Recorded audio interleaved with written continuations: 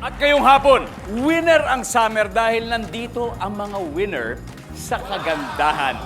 Sa lamay ng isang milyonaryo, siguradong pag-uusapan kapag biglang dumalaw, sino? Ang natichismis na kabit. Kung ika-cancel ng couple ang kasal nila, sino una nila sasabihan? Kabit? Yung ano?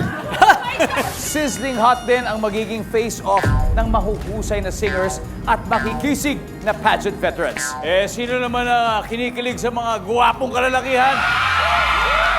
Kung makapagsasalita ang chopping board, sino kaya ang aawayin nito? Sili.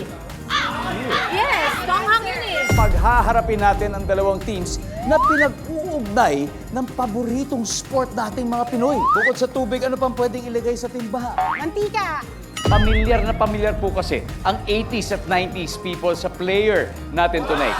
Kung sakay ka ng jeep at pumara ka, pero hindi huminto yung driver, anong gagawin mo?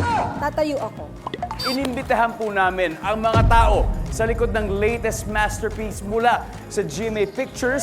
Father, Yes. gusto po kayo, Father? Ano po bang kasalanan nyo, Kuya Dong? Mga apo, ang aking kayamanan ay nakatago sa blank. Nasa ibabaw ng refrigerator. Family Feud, 5:40 p.m. Samahan sila ng mga makakating dila association. Parang Ako hindi po naman ang nalalayo. pinuno. Hindi naman nalalayo. Ikaw na ba? Di ba turn ko na? Di ba ako na yung tinatanong, Kuya Beto?